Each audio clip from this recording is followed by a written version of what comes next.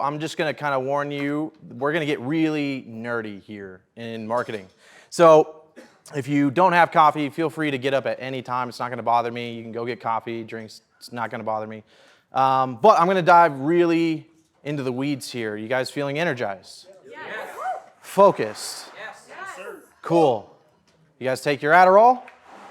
You guys don't do that here, right? No, you guys are fueled by celery juice and kale, right? All right, here's where we're going today. I'm going to talk a little bit about connecting research to come up with big ideas, value, and appeal. We're going to talk about creating moats, which I'm really excited about. It's probably going to be unique. You probably haven't seen someone talk about this before. And then how to communicate your mechanisms that you create inside of your business, and then using empathy maps to create relevance in your marketing. Starting off, just kind of one of my observations as marketing continues to progress, and you see more and more marketers come to the scene, the biggest lacking area I see in marketers and business owners and media buyers is they really are shooting themselves short in the research department. Really trying to get down into the depths of who their market is, how their market feels, and so it's really, really important that before we jump into how do you create empathy, how do you create mechanisms, how do you create winning ads, you really dive into research first. So on the screen, I'm not going to spend a ton of time here. I'm actually going to make sure that Taylor has my slides and gives it to you guys, because some of these slides will even have videos that will show you examples of what I'm going to teach you today. So that'll be there for you, so no worries. But first, here's some of my favorite websites to use. Similarweb.com, it's free. They do have a pro version, which actually does give you a lot more benefits, but you can do some easy stuff there where you can figure out, who's getting sites, see a little bit about their ads, a little bit about their demographics, and what I love is knowing this websites that are most similar to them, right? So sometimes if you're, man, I only know a few of my competitors, Similarweb.com will show you other websites that are their competitors, right? So I really like that. SpyFu is super great, especially if you're doing any kind of Google advertising. But I like SpyFu because it'll show you not only what keywords are out there, but I like that it shows me what my competitors are running as ads. And I can actually see their ad history. So I can kind of see, man, they've been running this one ad for 6 months. That must be working. I can mimic it, right? So that one's really great for that. And then Amazon in Incognito. I like seeing that because I want to see when people go to Amazon, what other products is Amazon most likely to show them, right? And that'll help me find what other products or what other companies or brands that are my competitors. But I really love going to Amazon for comments and reviews. I really like looking at, okay, competing products, what are people saying about my competitors' products?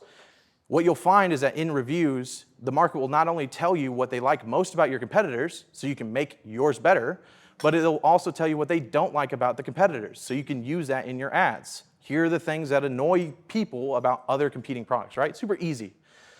Influencers. Influencers have become really important. Search syntaxes is kind of like an OG Google strategy of basically the way you can put into Google what you're searching and apply a filter to Google. So if you want to apply syntax, all you got to do is type in site, Instagram.com, which is basically saying, hey, Google, I want you to filter with only Instagram.com, and then put in whatever you want, like teeth whitening product, or if you're a coach or service, business consulting advice or whatever.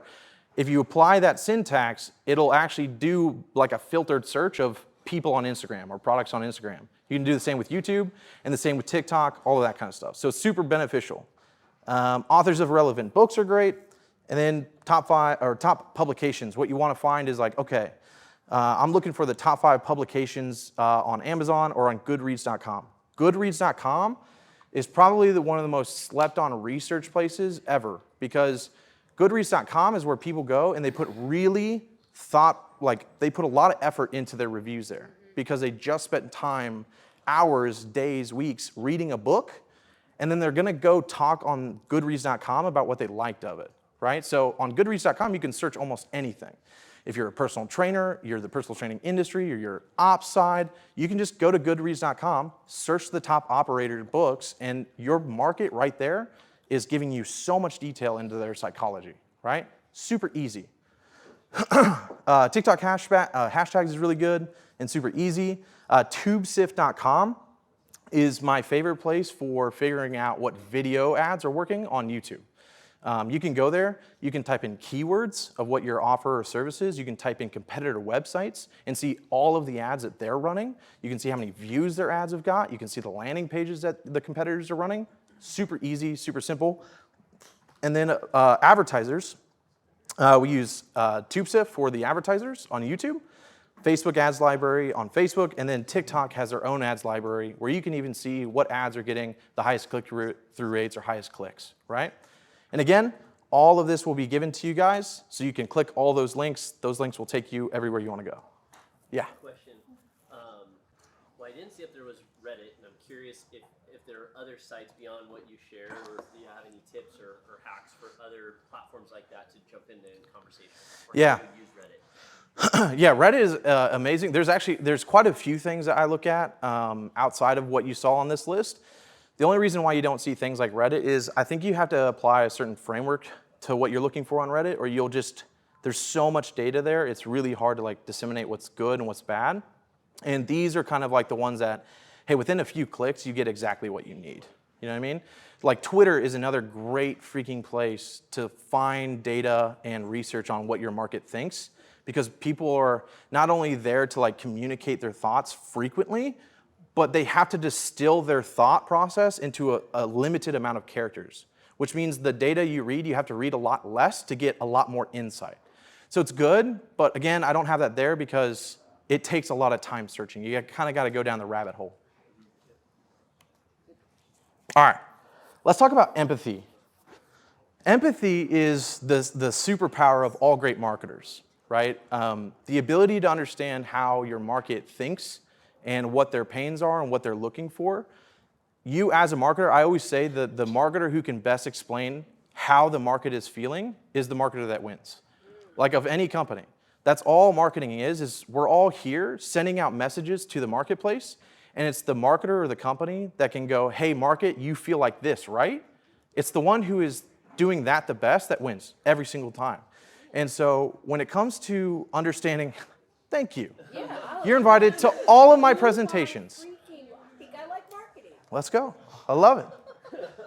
Then you're going to love this. Let's get super nerdy. That's a great idea. 100%. Two types of empathy, right? Because I actually was someone like when I was seeing this over and over again in my own research, I didn't really know if I wanted to believe it because I always struggled with empathy holistically. But I started doing research into empathy, and what it actually is there's two different types of empathy. There's cognitive empathy, and then there's emotional empathy. So emotional empathy, there's two types of emotional empathy even underneath that. So in social psychology, empathy is categorized as emotional and cognitive, but emotional consists of three separate components. So they say that there's the feeling of some emotion as the other person. There's the second component, which is personal distress, meaning I can kind of feel what the other person is feeling. And then the third is compassion for the other person. Is like, basically it's like where your literal body starts to replicate what they have, right? You start to literally, palms start sweating, your heartbeat might speed up. Those are what you guys, if you ever heard of empaths, the people who are like overly empathetic, those people literally build stress when they're around others, right? Because they have that level of empathy. So the first one is like, I feel X for how you feel. Like I feel bad for how you feel. Then there's, if you start crying, I'm gonna cry too, right? But then the final one is like, I want to help you feel X. Like they're gonna go out of their way to help you feel a different way, right? But that's the first layer. The second layer though, is really what we're talking about in marketing. Cognitive empathy is known as the empathetic accuracy, and it involves like having complete and accurate knowledge about the contents of another person's mind, including how they feel, right? So this is like, I understand how and why you feel X, right? Men in marriage, right? This is the part a lot of us struggle with, right? Or at least maybe it's just me. The wife's just like, because she's telling me how she feels, like, I understand exactly why you feel that way, but like I don't feel it. And she's like, that's not what they want, right? Same in marketing. They need to know that you don't just understand how they feel. They want to know why also. And so you've got to go a step deeper. Cognitive empathy is more of the skill and the muscle that must be developed, right? It's not a natural biological thing. It's an actual muscle you can build, is this type of empathy. And it's possible to have greater amounts of one type than the other, right? Some of you could be more emotional empathetic. Some of you might be more cognitive. Some of you more balanced, healthy, normal people have both, right? But as entrepreneurs, I already know no one in this room is like that, so we're all good. It's like nobody here. Yeah, not a single person, right? But understanding is the first step, right? The real challenge is displaying. And this is where modern marketers are struggling because you have so many new marketers coming to the scene that aren't actually studying. They're reading like templates of copy, right? So they like understand how the market might feel because they have their avatar map, but they don't know how to display that they understand how to feel, right? And so cognitive empathy is why the market feels like you understand. And that's the ultimate thing we're going for, right? So I'm going to show you how to do that. Henry Ford, where's my ops person? There you go, Henry Ford. If there's one secret of success, it lies in the ability to get to the other person's point of view and see things from his angle as well as your own, right? Channeling our North Star. So what you want to kind of ultimately dive into, and ultimately to get a high percentage of initial success, all advertising campaigns must have empathy mapping, okay? So here's the exercise that we use, and we start asking ourselves the question. And this, you guys will see here, this is ultimately what we build. Yeah. So this is the empathy map, and basically what we're trying to do when we're first getting started on an offer or a new company or a client or whatever, we create what we call empathy maps. And what we want to do is essentially put our person on paper and ask ourselves the questions: what is my ideal customer thinking? What are they seeing? So what are they seeing on their news feed? What are they seeing in the news? What are they seeing around them? What are they saying? So this is where you're going to reviews, you're going to blogs, you're going to YouTube videos. Now in a world of Instagram and TikTok, everyone's putting what they're feeling on the video.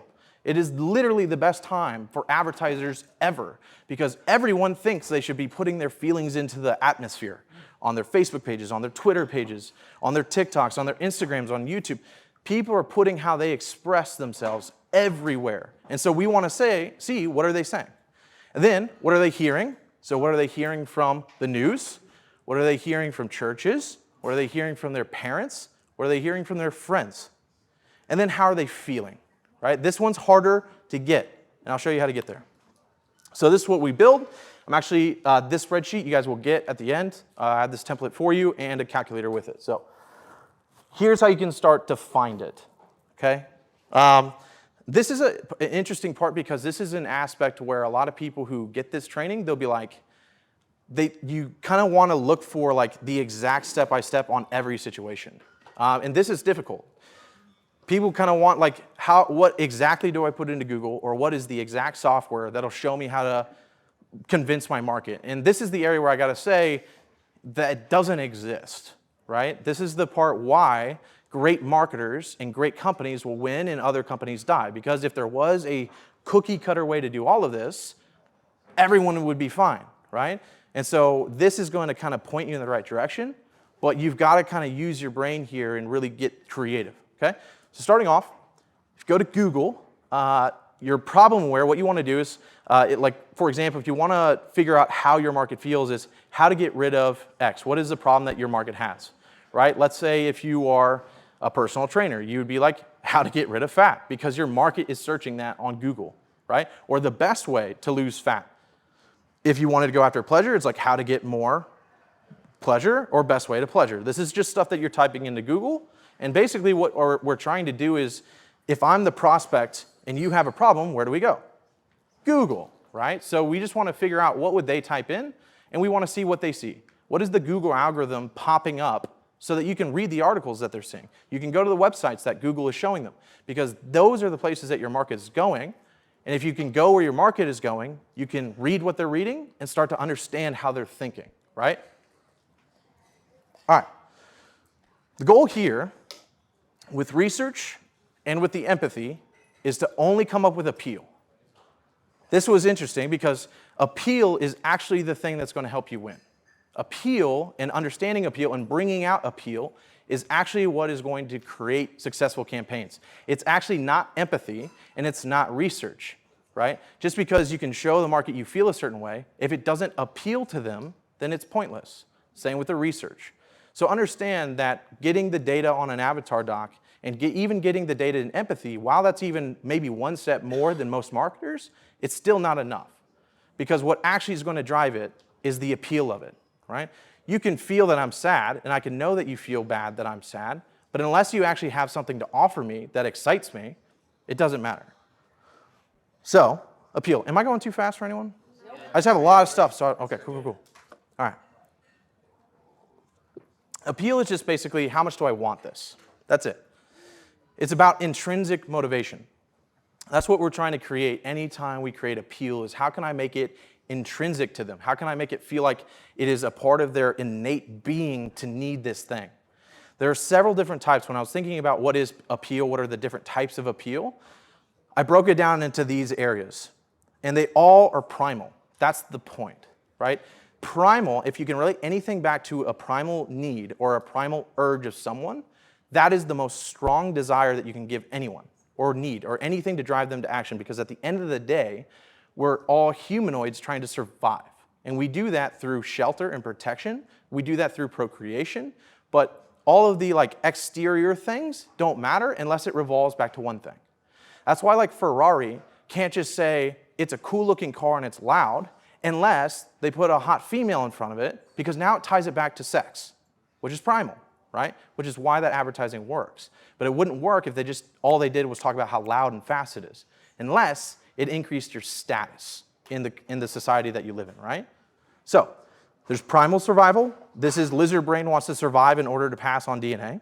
There's primal inclusion, which means we as humans like to be included in the tribe. We don't want to be misfits, except in the fact that now misfit has become a new tribe, so then it's inclusive, if that makes sense. Primal importance, right? We want to know that it increases our status within our tribe or community. Or then primal urgency, that we prioritize things that get us closest to survival and procreation. So we will prioritize things that help us either survive or procreate over other needs or urges that we have. Then there's primal comfort, right? We seek to avoid discomfort, as discomfort is less optimal for procreation, right? That's the only reason why comfort is normally good, is because if we're not comfortable, it either doesn't provide a safe environment or it's not great for procreation, and that's why comfort is attractive to us, okay? So, breaking this down more from the books of psychology or psychology journals is using Maslow's hierarchy of needs, okay? Maslow's hierarchy of needs is basically that everyone has all of these needs, but your product or service will fall somewhere on this pyramid, okay? So the bottom, the bigger, the most important one, of course, is physiological needs. This is protection. This is keeping us safe. Then safety needs. This is personal security. This is houses. This is health, property, health insurance. This is why those are important. Then we have love and belonging.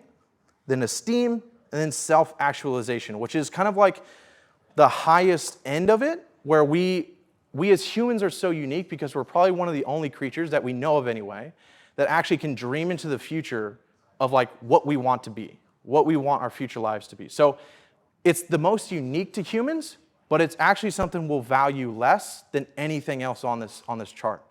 And so the reason this is here is because no matter what service or business you have, it serves somewhere on this hierarchy, and it's important for you to know where you fall. Because sometimes we always assume that it is in the physiological needs or safety, but that's not actually true, and your market doesn't see your offer or business that way. And so you need to find a way to actually pull it down the hierarchy of needs. So what I mean is, the higher up you go, when you're in self-actualization, let's say you have an app that gives people meditations, this would be in the self-actualization side. To sell that type of product or service, you need to focus on a future desired state, right? But if you have a base need, if your product serves a safety need or physiological need, then you want to focus on pain-based, because it's basically already easier. They're already they know the importance of it. So here's how do you protect your appeal. And this is what I'm actually really excited about, because I don't see too many people focusing or thinking about this side, but this is the most important part of your business, or anyone's business. Here's what I mean. Creating moats around your company. And you create moats with mechanisms. And here's before I jump into how to do that or why is that important, we have to talk about stages of sophistication because that's where it really kind of comes from. If you don't know what it is, it's basically a concept from Eugene Schwartz. He's one of my favorite all-time advertisers. He wrote Breakthrough Advertising in like the 60s, and it's been the best advertising book of all time, in my opinion. But he talked about this concept of market sophistication where essentially it grades how mature the market is based on all the products and ads that they've seen before. So a market becomes sophisticated, not because you actually have a sophisticated product, but because the market is already used to other advertisements, right? It has to do with what they know already or have seen from other marketers or advertisers. That's what decides market sophistication. And so the 5 stages, the first one is a brand new market, right? This is when you're like brand new to the scene. This would be like Tesla when there was really no other electric vehicles and they're brand new. Second is that you're like second or third. It's still pretty blue ocean, but you're just kind of new into the market still. Stage 3, the market has started to hear all the claims. 4, you basically start transferring from promises of what the car is. Let me kind of give an example because that might be easier. Stage 1 would be like when Tesla first came out, they just had to say brand new electric vehicle. That's like the level that their advertising had to go because no one else really heard of anything. In stage 2 of sophistication, you'd be like Tesla's all new electric vehicle. That would be how you'd have to advertise because now you're just basically showing, hey, we're a brand attached to what we're giving you. Stage 3 is when you would start to go like, Tesla now goes 300 plus miles on a single charge. You're just adding a uniqueness behind what you're offering them. Stage 4, you go from promise of like 300 miles on a single charge to a mechanism, which would be something along the lines of like, Tesla's now biodefense mode. Like that would be something unique to their product that no one else really has. Stage 5 is when it's dead. The market like literally does not care about what you have to say about your product itself. This would be like, think Axe body spray. Axe body spray does not talk about how it smells at all. All you see in their commercials is anytime someone sprays it, what happens? A horde of women come attacking the guy, right? Like that is stage 5 sophistication because they're now taking this product and showing you an indirect benefit, attaching it to primal, sex. If you use our product, you're going to get attacked by women. It's obviously not what it is, right? But it's stage 5 sophistication. You've got to come at it from a brand new angle. So this is the idea of a moat. I want you to think about your castle. The castle represents profits, revenue, right? Market dominance. This is where everyone wants to be, right? And everyone's going to be fighting over this castle. The grass, the area around it, just represents your place in the market, right? This is where you are. This is where you set up camp. You know, you found your little corner. These guys represent competitors. These are people trying to take over your castle, okay? With this is the customer base, like we said, and then this is you, back there trying to build this moat. The problem that businesses have today is that we think just because it's a good offer that our business will last forever. The problem that we're quickly seeing today is because anyone can spin up a business overnight. They can register an LLC, they can go to Shopify and create their own store, they can go to Alibaba and source their own materials, or in the info space, you can take a course and then all of a sudden now start a business and be an expert, right? This is some of the problem that we're seeing today is that the speed of information, the speed at which someone can create an attempt to try to take over a castle, it's so fast. And businesses that do not build a moat, something that builds around it that makes it unique, hard to overcome, that's when you lose. This is like thinking of things like, what was that, a Clubhouse, right? The app where people just would get on and talk. They built a business that was around a feature. They built a business of like a walkie-talkie, hey, we can all talk in a room together. But that's not a business with a moat, because what happened? Twitter kicked off communities. Facebook, now we can do audio groups. Like, it was so easy for other companies just to leap over that moat that they were overcome quickly, right? So what I want to show you is basically how to widen this moat, how to create it, and then how to make it big and make it really hard for others to overcome it. This is like the example of it, right? One's really easy to overcome, but if you try to attack that one on the right, it's ridiculously hard. But too many companies just have a decent idea, they get a little bit of this, and then they go, yeah, we're good. We have a good product, a good service. But anyone could come in and cross that in a little bit of time.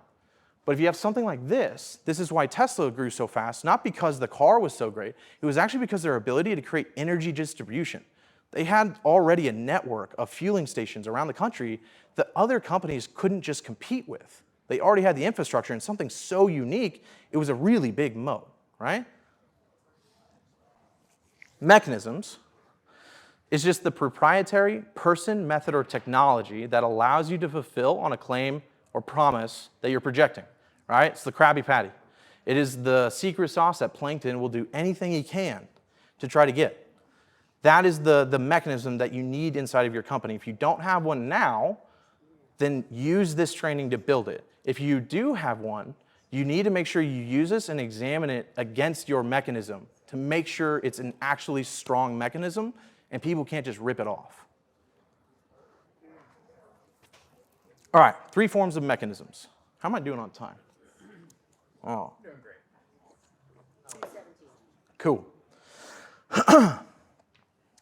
3 forms of mechanisms: person, method, technology, right?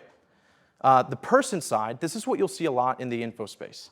Someone is the mechanism, right? It's someone whose face or their unique skill, their experience, their influence, and therefore it allows them to have a competition of claim, right? This is because they are them, that's why they have a unique place in the marketplace, right?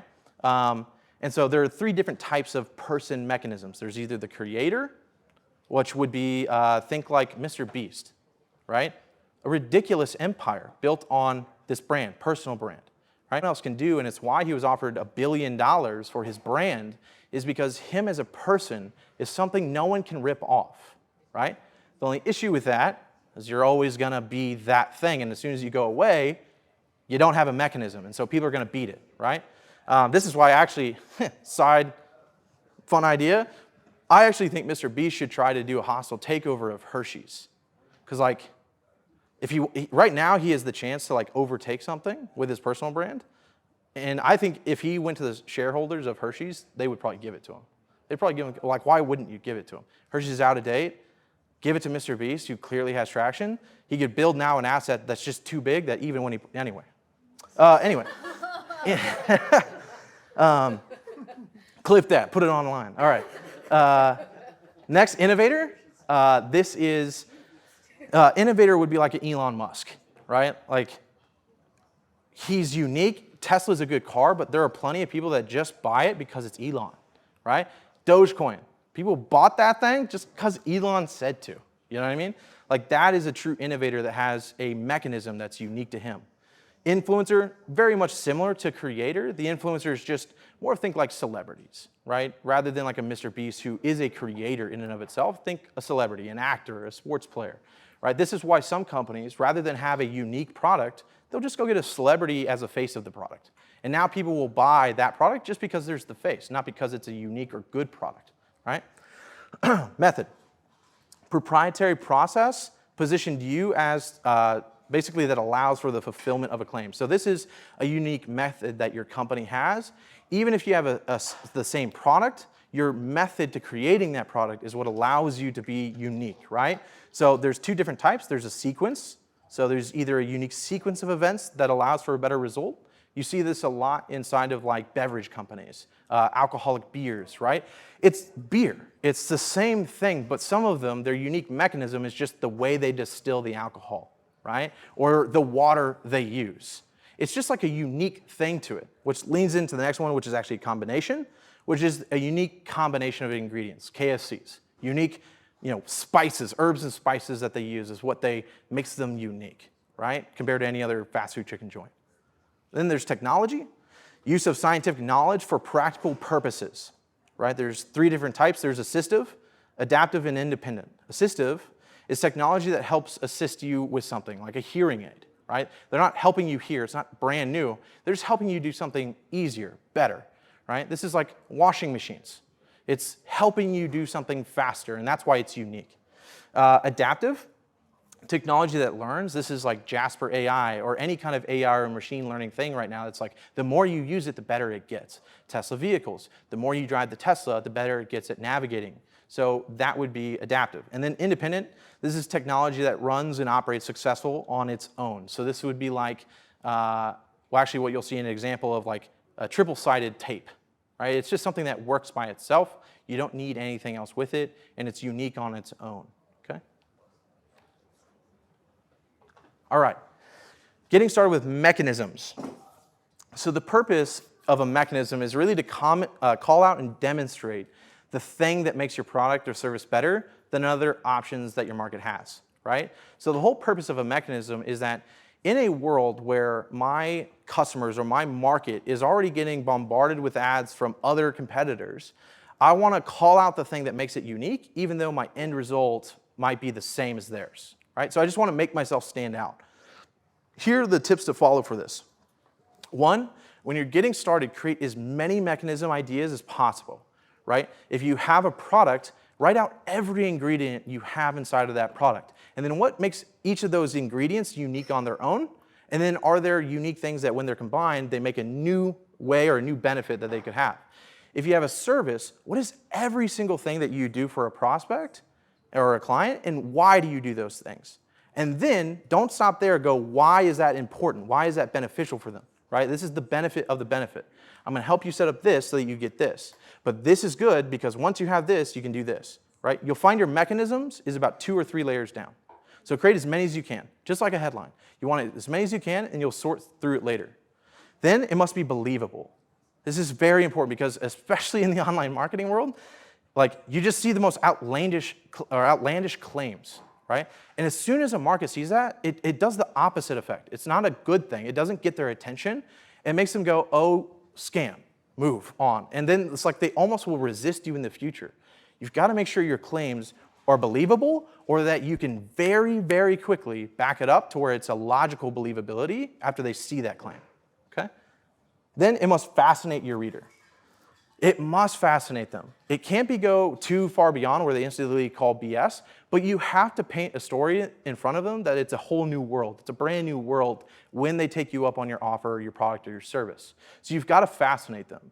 Because as humans, again, we're looking for things that help us survive. And typically, that's boring. Typically, when the brain sees anything, we want to ignore it. We want to push it away. We don't actually want to read anything.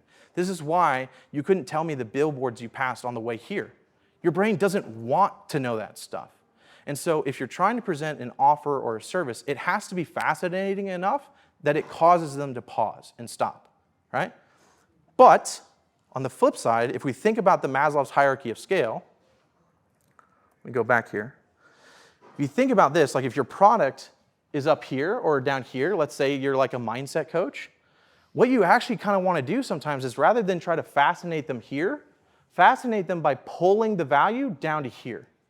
How can I make your self-esteem back to your safety, right? This is why you see, mindset coaches or therapists or prescription drugs that are here to help you with esteem, but they talk about mental health because they have to pull it down to where you actually value it and will take action, right? So sometimes you don't want to just constantly increase the value in front of them. You actually sometimes want to pull it down to their biology about how if you don't fix this thing, then it's actually going to affect your health or you with your kids. It's going to help, this is why sometimes some things relate back to like libido, increased libido. Who cares about that? Well, they want to pull it down because libido is the thing that's primal, right? This is why they want to mention it, okay? All right. Too fast? Good? Question for Emma. Are you always trying to pull it down?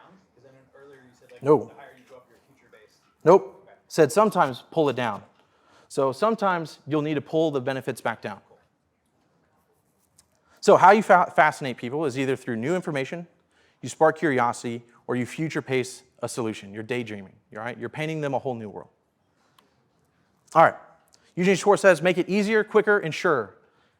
Allow it to solve more of the problem than your competitors, overcome old limitations, and promise extra benefits. Yeah, you guys should, if there's any screen to take a shot of, this is this one.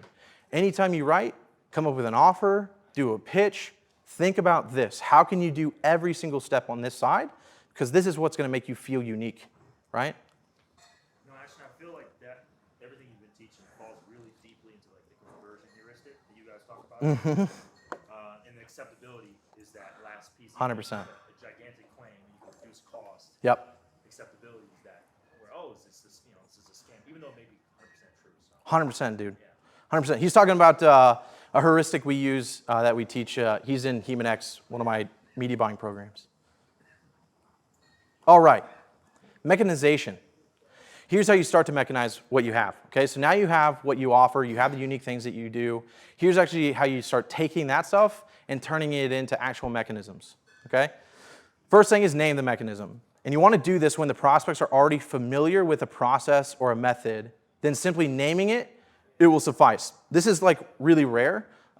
This would be something, for example, like OxyClean, right?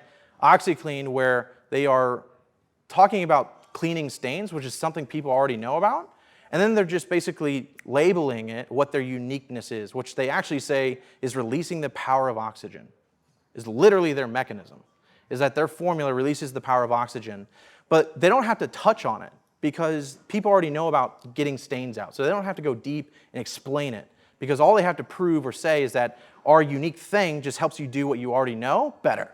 That's all they're trying to do, right? Describing the mechanism is how, when you build it strong, you have a quick promise, and then you follow up with the reason why you can deliver that promise, right? Why is it something that they can believe? Sham wow. I'm using infomercials today, but sham wow, right? They quickly talk about what it's made out of, but then they quickly go into demonstration of why it can do what it says it can do, right? It's this unique thread technology that they have that allows it to soak up 10 times more than your paper towels, right? They have to really go quickly into like saying what it is and then quickly showing why you should believe it. And then they're demonstrating it to kind of make up for some of it, right? And then featuring the mechanism. For high sophistication markets, this is really, really important for you because this means that your market is already very much aware of claims and promises everyone has. And so you really need to bring what makes you unique to the forefront. In every single one of your advertisements, in your emails, you want to consistently feature the mechanism. Because it's not so much about the solution that you're providing at that point. In high sophistication markets, it's about why should they go with you than anyone else. It's not about can you solve it. It's about why are you the person I go with, okay? Here are the videos that you guys can go back to, but each of these will actually show you, they're linked to YouTube videos of commercials, and it'll show you an example of an assistive technology, independent. Bro, there's not a chance you're gonna go type that in. Especially now that you said that. And now it's ego. I love it. All right. So stages of sophistication explained. 100%. Stages of sophistication explained. The younger your market is, the less competitors there are in the market, all you got to really focus on is what? What are you trying to say? The more it goes up, the more competitors there are, the more ads come out, you're starting to talk about how. How do you do what you say you do? And then the longer it goes, the more sophisticated, the highest level of sophistication, you've got to go, why? Why do you come with me? And I like to attach, in the beginning, it's just promise. What am I delivering? In the middle, I talk about mechanism. And then if it's a really sophisticated market, I'm talking about identity, right? By going with me and my service and my product, it's not just that you are solving your problem, you're becoming a new person, right? Think ClickFunnels. They could just talk about sales funnels, but no, what do? Funnel hacker. That's what you become when you use my product or my service. Now people have taken on a new identity in a market where there's so many other funnel or landing page builders, so they can't just focus on what they're doing or how they're doing. They have to make it a new identity, and that's what's allowed the company to be so successful. Ashton, real quick, do you feel if you prematurely start with, let's say you have a younger market, stage 1, 2, as an example, and you talk about stage 4, 5, so you start building in the mechanism and identity, is that premature? You should go through the process organically as it grows instead of you kind of blowing your wad early. 100%. I would say this probably is probably a better route to think. In today's world, most likely every single one of you have prospects on every end of this spectrum. Like most likely. What you really want to find though is where is your most profitable market? Not like where is your market, where's your most profitable market? The people who are going to be easier customers or easier clients, the people who are going to be higher lifetime values, where are those people? Because those people most likely rest in a specific area. And so if you're marketing in your advertising, and sometimes actually, I've heard the things of like, man, this webinar, this VSL has been working for a year, and like it's been great, and all of a sudden it dies. Sometimes the actual profitable market has shifted sophistications, and your messaging no longer aligns with where the majority of the market is, right? And so you've got to consistently think about not just where is my market, you know, a little bit of success doesn't prove anything. It's like, where's my most profitable? But when I do have my most profitable, I like to consistently test what are the other stages that might be working here, right? What are the other messages, or what could I be talking about how rather than just why, or vice versa, to really see if there are potentials in other sophistication levels. The coolest thing here too is if you actually get good at this and you actually do the work, no one, like very, very, very few people ever do this. So like sometimes if you feel like there's so much resistance, stop asking of like, how do I beat the competitors at this game? It's just like, what is actually the market maybe everyone else is ignoring, but my product or service still serves, right? So it's very important to like kind of ask of like, what is the fringe markets that might exist? Because I might be able to just own that and allow these guys to kind of like fight over each other. All right, using empathy maps to generate relevance. So I showed you guys the empathy map earlier. Basically, the first thing that you want to do is outline or identify the items on the empathy map that you want to be addressed, that you actually want to talk about. So when I'm listing out what are they thinking, what are they seeing, what are they hearing, I want to find certain aspects of like certain liners or certain things that they're thinking or seeing or hearing that I want to attack, right? So that's step one. Step two is then to rank these guys on a 5-point scale on basis of appeal, exclusivity, and clarity. Right? Appeal just means how much do I want this? Exclusivity means how else can I get this? Clarity is do I really understand this? And then motivation, how much pain does it alleviate? Right? Because ultimately, what motivates people is to get out of pain of some sort, right? Whether that is the pain that they are currently experiencing, or if you reveal to them the pain that they have without them even knowing it. That's called loss aversion bias, right? People would rather avoid future pain, and they would rather pay money now to avoid any kind of future pain, right? So for example, basically the easiest way to explain that is it hurts someone psychologically a lot more to know they've lost $100 than the pleasure they get from gaining $100, right? So if in a situation like, especially for high ticket, sometimes the question I get is like, hey, I'm much more of like a luxury service. I'm not like solving a pain. I'm giving them desire. The best way to market those types of offers or companies is to tell your market what actual pain they have by not going with you, right? So like if I was selling a Lamborghini, there's not really a pain that I'm trying to solve, but I can talk about the pain that you have by showing up to your Saturday or coffee and cars on Saturday every month, and you have the lamest car. I'm like showing them about the things they're missing out on, which is a much deeper pain, right? So here's what it would look like. Let's take this as an example. Let me kind of shrink this down so. All right. So for example, let's say you fill out this empathy map. And again, you guys will get this link, but you write out what are they thinking, what are they seeing, what are they hearing, what are they saying, what are they feeling. Once you do that, you kind of want to pick out, all right, what are the hooks that I want to chase? Then you can go to the hook discovery and start just writing out the different sentiments that they have, right? What are the different hooks that you want to do from either their hearing or their saying? And you just want to list those out. So basically, once this is filled in, you would copy and then paste them in over here.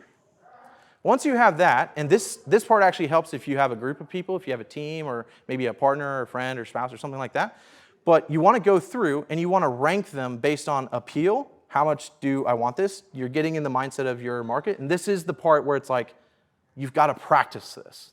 This isn't just like cookie cutter aspect. You've got to try to put yourself in the mind of your prospect, and how would they answer this, right? So for the example that we have here, I can't seem to grow my business no matter what I do, right? This would be something that we listed that they would be thinking, right? So then you just rank it, no big deal, it's just 1 to 5.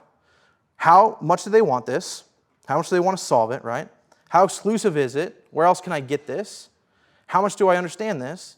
And then how much will I do to get this? Motivation. So rank it 1 to 5. Once you have all of them, find out which one scored the highest and make that your starting angle, your starting hook of what you go after when you're creating ads, right? Here's a little key over here on the side for you that'll help. But then once you do that, you can take that hook that you've just discovered to be the most valuable, and you can start out writing examples to all of these different, presets. Writing up the same hook or the same example, except what you want to do is align it to pain, right? So that might be, are you tired of feeling like X no matter what you do, right? Then the next one, you'd write the same hook, but more desired future state. How would you like to know the exact step to take your blank to blank and over that hump and finally make no money, right? You're basically trying to align your hook, your messaging, to a desired future state, because I want to know where does my market rank on that hierarchy of, or Maslow's hierarchy, right? Then I'm going to write a first-person direct, same concept. Example would be, what do I have to do to finally grow my business and make what I deserve? I'm just going straight to direct. I want to see if the market responds to that kind of messaging. Then finally, the last one I'm going to write out is that same thought, but in an if-then statement, right?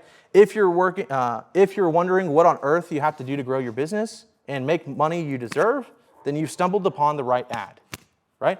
I just want to create these different ways of sending out messaging to my market to see which one gets the most traction with them.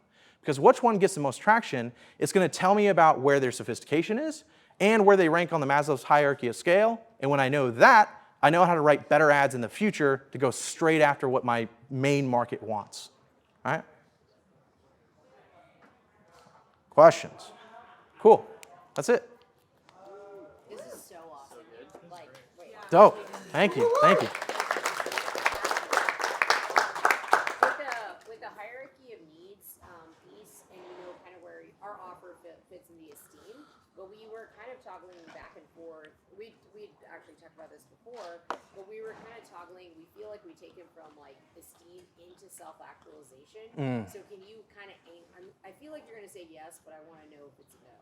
Like, can you take them saying, you're here and we're going to help you. Like, we're going to start here, but by the end of our process, you'll be near self-actualization. So long as the first thing you've covered or the first thing you've already overcome establishes the safety of needs, right? Their physical safety. I would try, like for an offer like yours, I would try to actually first in my messaging pull it back down to their physical needs. And then once you've solved this, now it allows you to get this. So that's almost the perfect example of where we talk about, let me see here.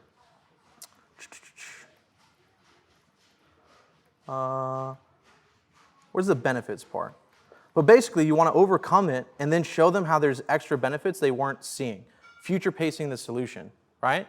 So once you've tied it down to like, hey, we're going to solve this because if you don't solve this, it's going to hurt your physical needs. But then once you do this, it allows you to actually, and then you want to future pace the solution.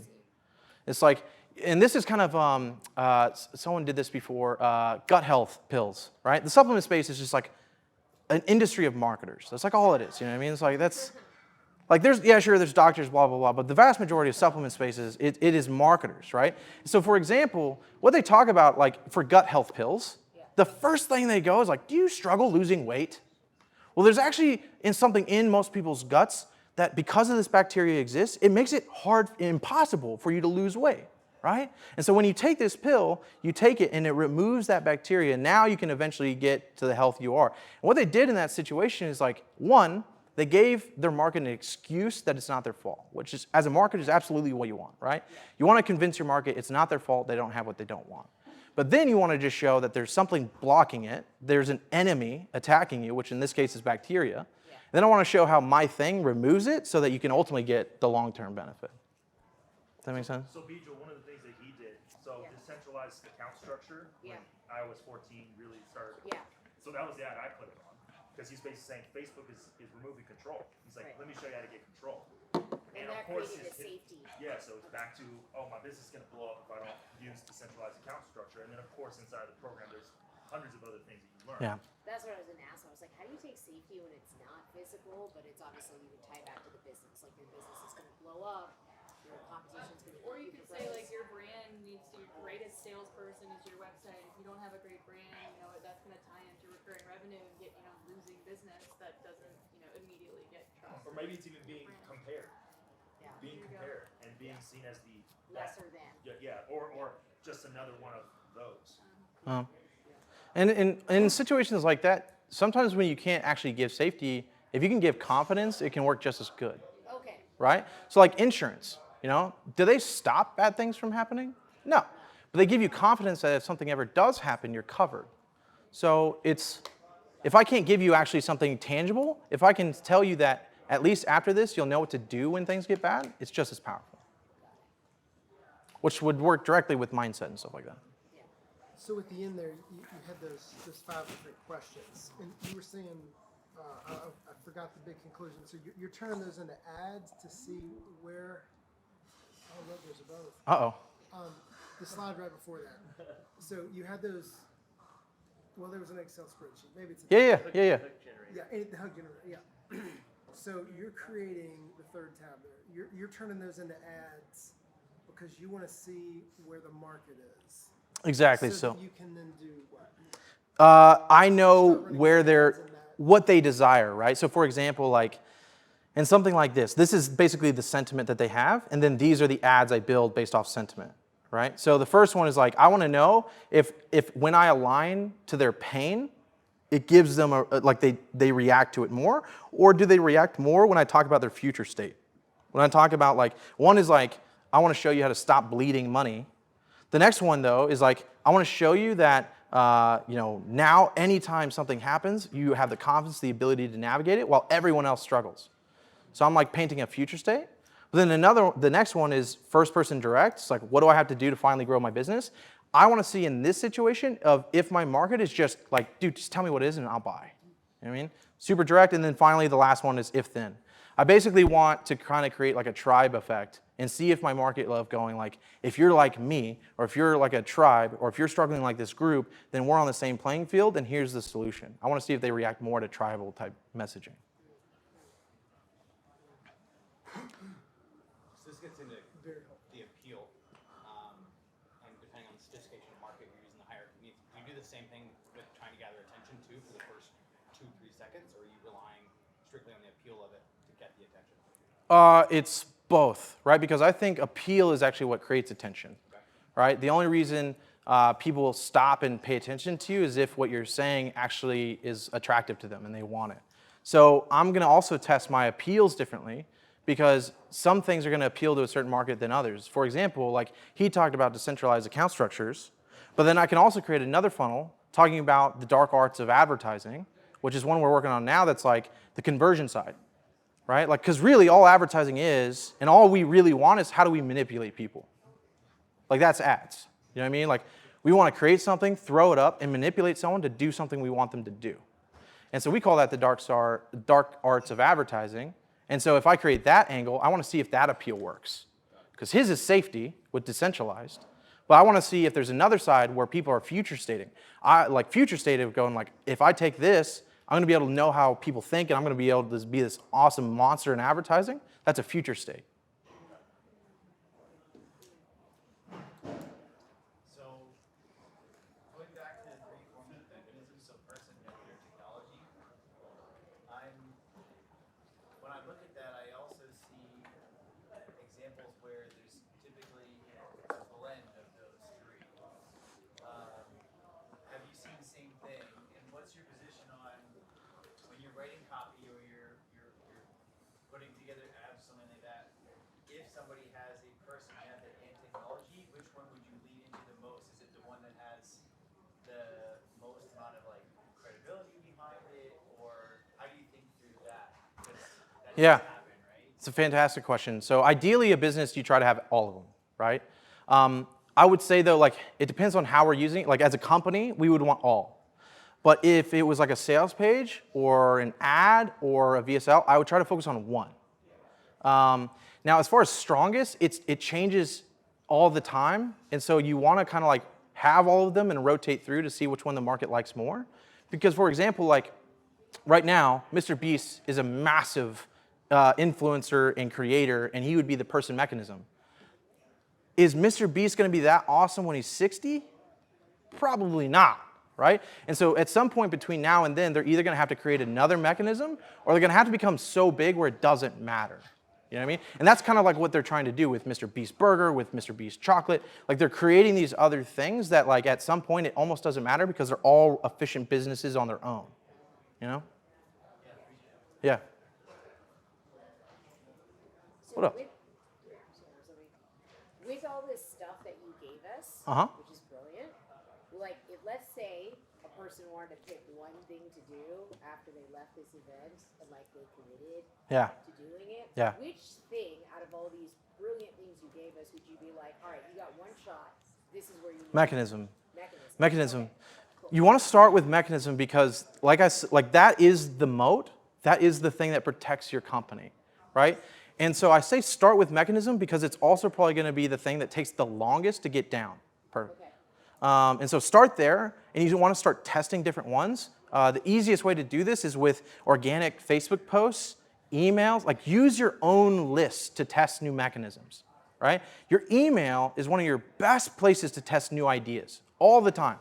And it's the perfect way to like go, does the people who already know who we are find this idea sexy? And if it fires off with them, it's now a good sign to start testing to the public. But the mechanism is literally what's going to protect your business.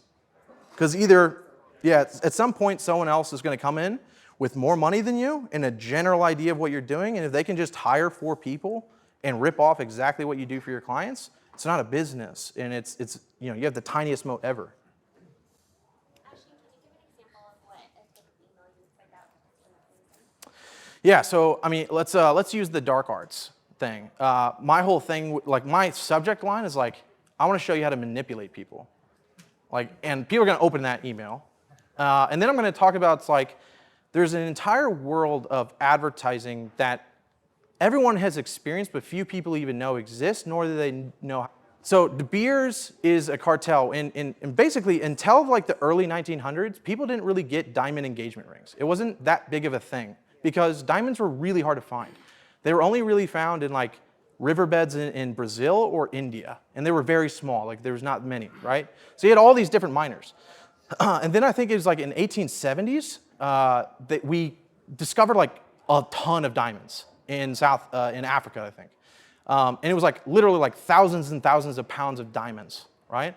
And so you have all these diamond cartels or these miners that were making their money off of diamonds, and they just found a big amount of supply. Well, what happens if you find a lot of supply? The value goes down, right? And so the miners had to figure out a way to control the value of diamonds, and so they all became one big company, De Beers Diamonds. And they also, though, like they now have control of supply, which is great, but they also need a way to make sure the market doesn't sell their diamonds, right? Because if they sell all these diamonds to the market, but then the market just starts selling the diamonds to everyone else, well, then the value still goes down because supply has risen, right? So they couldn't just control supply, they had to control demand. And the best way to control demand is to make the product something that no one would ever sell, right? And so De Beers hired an agency out of Philadelphia called A.W. Ayers & Son. And basically, that agency came up with the strategy of like, hey, we can't go and convince people who are already married that engagement rings should have diamonds. Let's go after the people who are too young and get married in 10 years or 20 years. A.W. Ayers & Son created campaigns that went after high school girls and junior high girls in schools with assemblies, with presentations. Anytime movie stars were on TV doing interviews, they made sure they had diamond rings, and they came up with the saying, ladies, tell me if you've heard this, a diamond is forever. You guys hear that? That came from that advertising campaign. In to give you an example, in like the early 1900s, their revenues from De Beers was $29 million. By 1979, it was like $2.8 billion. And what they literally said is like, we have convinced an entire generation of people that when they grow up, they should get married. And now people would actually rather delay getting married than not getting a diamond ring. Yeah. That's the dark side of advertising. It's got to be worth 2 months of income. Pretty crazy, right? They call it conceptuous consumption. If you look that up, that's the strategy they did. It's the same reason why we buy Louis Vuitton heels and Louis Vuitton, Rolex, and all that stuff. It's vanity. We want it because it increases our status. And that's what they went after. Which goes after divinity, which means we're closer to God. Angle I never thought of before, yeah. Is that it? Am I out of time? Guys, I am so sorry they have another event in here, so we need to wrap it up. I'm done. You have like one dime you have a question. bonus? We could What's talk the about in a bonus? second. I'll give you the bonus in like 30 seconds. Yeah, sure. All right. Final bonus, last slide, aligning headline styles to states of awareness. This is depending on where your market is. So for example, if your market is aware of your product and, and what it can do for them, all you've got to do in your ads is position your brand in front of the product, right? This is why Samsung will just position Samsung TVs. It's not that big of a deal. If your market is aware of their desire, but not yet aware of the solution or product that solves their desire, example, like I wish I could do my laundry faster, you would lead with the desire, right? Now you can do laundry in 15 minutes or less, here's how, right? That would be the angle you go after. Then finally, if your market is not yet aware of what they can actually want and need, but is simply aware of the general problem, like doing laundry takes too long, you start with the problem and refine into need. Are you tired of laundry being an all-day activity? Blah, blah, blah, blah, blah, blah, right? Just making sure that you're aligning what you're saying to where they're currently at mentally. If you future pace it, they'll miss it because they don't know yet to value it. That's it, guys.